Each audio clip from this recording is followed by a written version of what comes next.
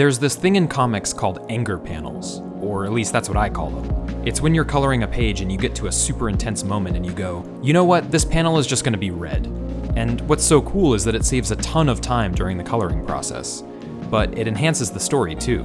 When the color matches the emotion of the scene, a reader's brain just accepts it. So yeah, if you make comics, use anger panels. They're the ultimate time-saving, emotion-enhancing comic hack. Our last video was about coloring comic panels red to communicate anger, and we got this question asking about other colors to show other emotions. To use one of your examples, here's a panel from our series where a character has a somber moment, feeling lonely. We can make this panel a cool purple color to reflect that sadness, then build up his face and costume with other colors in the same general palette, maintaining our color story, but with enough variation to keep the panel feeling dynamic. Unfortunately, when you look at the page overall, that purple color starts to blend with the other panels. So to make the drama of this moment really pop, let's go across the color wheel to yellow.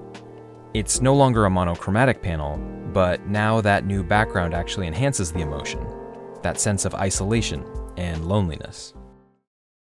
You can absolutely manipulate the emotional impact of a comic panel, even if you work in black and white. As an example, let's convert this panel. Originally, I colored it with a red background to create a sense of desperation and anger. If we strip away the color detail and switch it to black and white, it definitely loses its power. But we can look to the past, to old movies, which also didn't have access to color.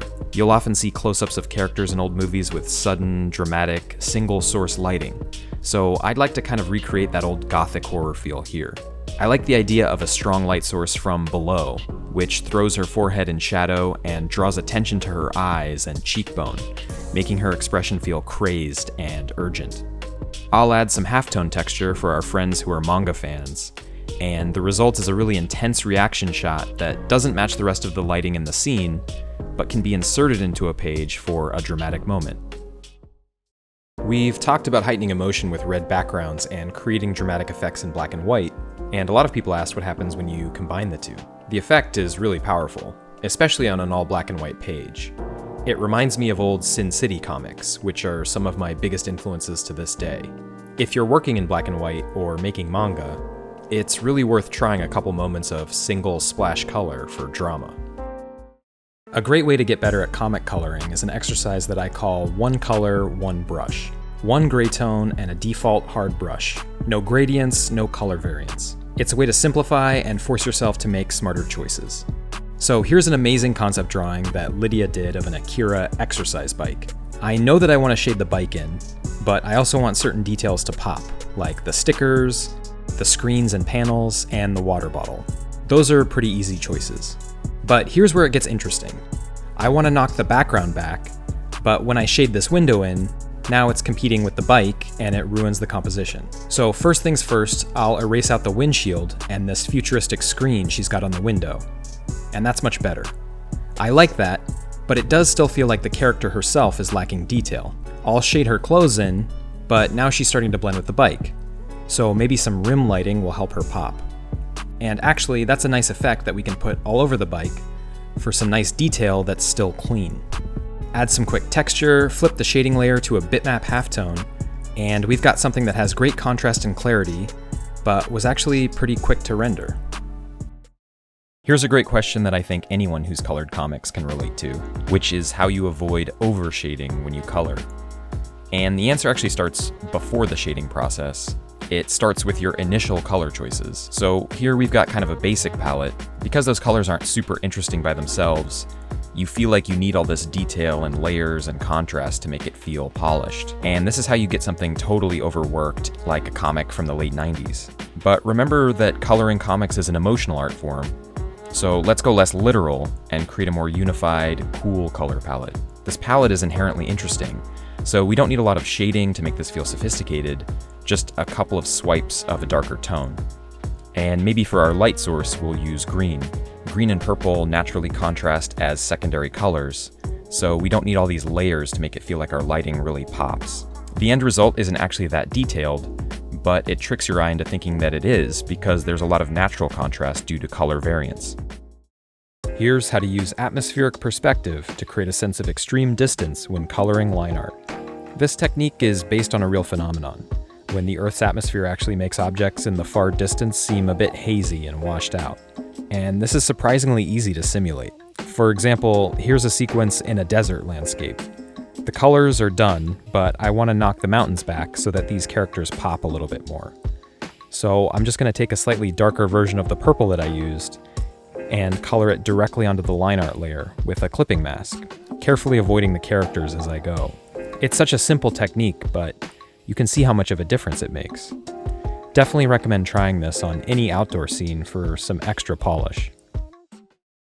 Decades before digital art allowed comic artists to create shading and texture instantly, a product called DuoShade offered a relatively easy way to add shading to paper. It was an artboard with two sets of lines hidden on the surface. One set of lines slanting one direction, one slanting the opposite direction. To reveal the lines, an artist could paint on the board with two different chemical solvents.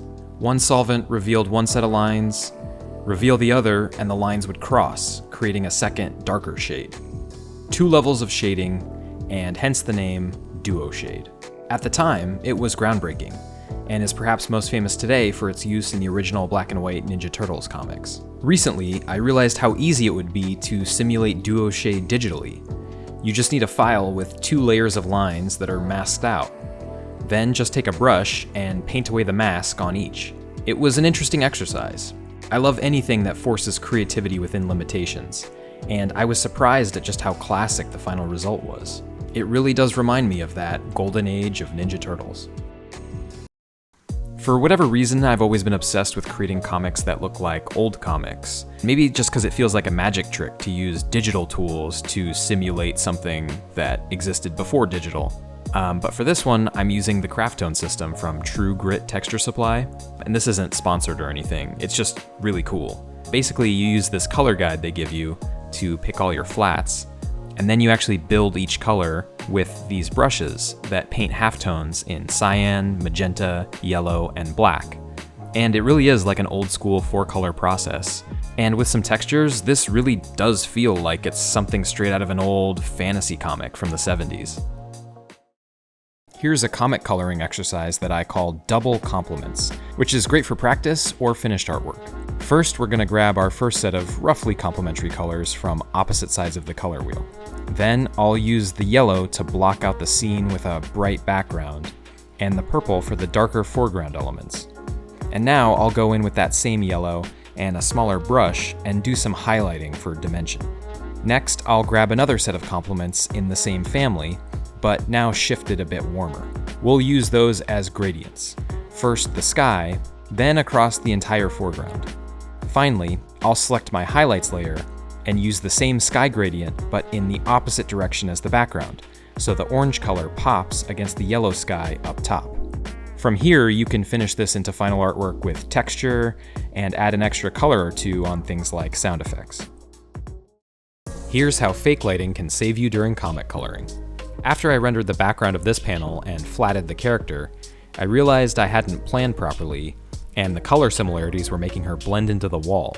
There's a big window here, so I obeyed that, adding shadows and a couple layers of highlights, which helped, but it still wasn't enough. So at this point, I just said screw it and added a fake second light source from the other side, just to get her to finally pop. It's false, but no reader will ever care. One of my favorite comic artists is James Stokoe, who is famous for his Poison Tree Frog Funfetti Vomit color palettes. I've always tried to understand how his brain worked, but I've never had the courage to actually steal from him directly, until now. I pasted one of my favorite pieces onto a layer, and I just kept sampling it, trying to figure out how to build these neon gradients. What I quickly learned is that his method is a perfect example of trusting the process. A color will completely feel out of place until you layer a complementary gradient on top and several more nearby. And all of a sudden, you have a collection of colors that actually seem to match. As I built up layers, the biggest realization hit me, which is that if your color choices are this bold, you don't need a lot of detail to make a piece feel finished. The bright complementary gradients are so inherently interesting that you only need the occasional white highlight or simple shadow to add final polish. If you're coloring comics, you can use something that I call Upfront Knock-backs to help guide a reader's eye. It's when you've got something close to the camera, but you want the focus to be further back. So you just take a few cool colors like blues or purples and shadow out the foreground element. It's a great way to add some style without sacrificing narrative clarity. Here's how shiny buildings can keep your comic from being boring. We're currently working on a project that's heavily inspired by Junji Ito, and I wanted to shade it manga style in black and white halftone, which is new for me. But I noticed that without my usual flexibility of color, buildings and backgrounds can get incredibly flat and become almost monolithic gray blocks. But I realized that most modern buildings now have a glass front, which is far more interesting to look at and still very quick to shade, if you know how. Once you have your building blocked out, go in and select each panel or plane and add a gradient of light coming from above. You can vary the brightness between panels. It actually helps create depth. Then we'll do a quick sky reflection pass. These modern buildings are essentially giant mirrors, so match whatever cloud pattern you've chosen for the sky, going quickly and focusing more on light and dark patterns than actual detail. Ultimately, you're left with a visually dynamic background element that took only minutes to render. Here's why textural variation is an underrated tool for boosting contrast. Sometimes you shade a figure for dramatic effect, such as this character here, who I want to shade so her eyes pop and seem extra manic in a moment of stress. The problem is that when I try and add a dramatic gradient to the background, the values start to run together, especially at the top of her head, where the gradient gets darker. But watch what happens when I convert a copy of the shading layer to a halftone. This is a pretty interesting feature of Photoshop. I'll convert it using a typical checkerboard halftone, and when I lay that back over the original shading layer, I've now got the texture of a classic manga. Now I'll convert the background to a halftone, but this time I'll use lines instead of dots. And now I've got a series of horizontal lines that feel very different from the checkerboard texture on the figure. In fact, when I turn off the line art layer, you can see how much the lines and dots contrast from each other, even though from a distance, they create roughly the same shades of gray. And you can even start to erase out pieces of the texture to create more variation within the figure, adding an additional step of polish and extra contrast. Here's an absolute life hack for finding color palettes to color your drawings. So a lot of people know that you can sample off of something that already exists, like a photo or a frame from a movie or another comic book or something like that. But one of the best things to sample from is a movie poster, because movie posters use color theory in a much more purposeful way, because they have to be really eye-catching, they have to have elements that really pop and grab your eye so that you want to check out the movie. Now this is an old poster for one of my favorite movies, Suspiria, and what I like about it is that if you just take a quick glance, you think, oh, this is just yellow, blue, and red, this is just primary colors.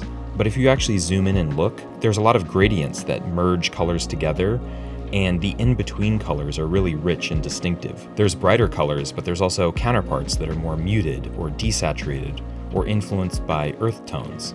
Don't just sample the obvious colors, the really bright ones. Find those in-between colors to find a more sophisticated palette, and you'll be surprised how rich your final artwork can look. You don't have to actually color things the color that the things are. I think most people are surprised to learn just how few colors you actually need to color a comic effectively.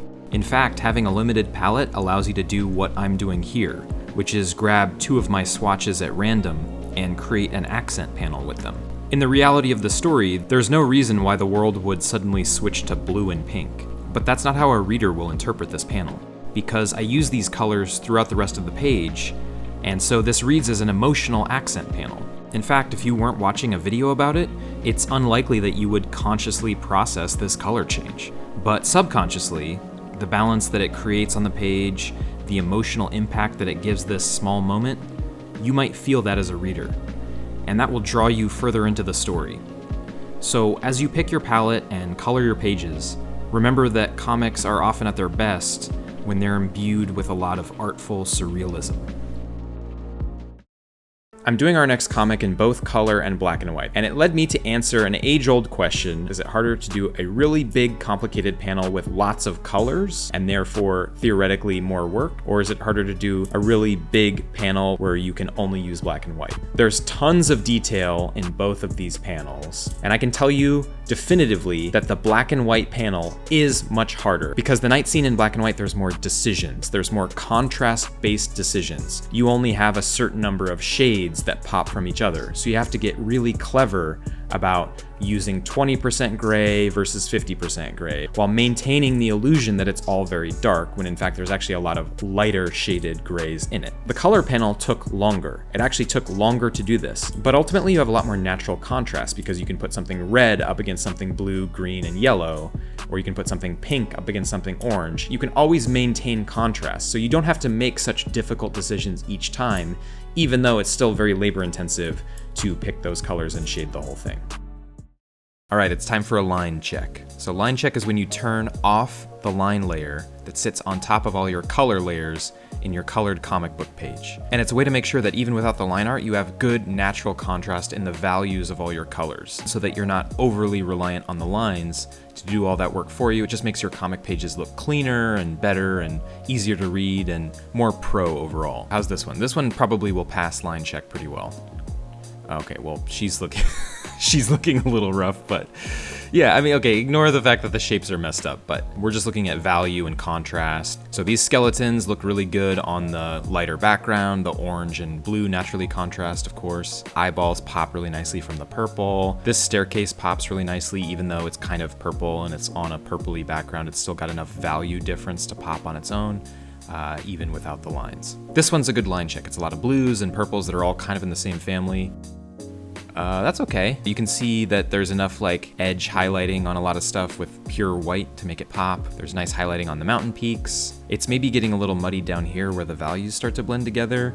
This is making me feel like I might need to work on this a little bit. Yeah, I feel like turning the lines off made me realize that this area needs some work, so that when you turn the lines back on, there's more definition between the side of this staircase here and these little ice peaks here. So there you go, that's why you do a line check.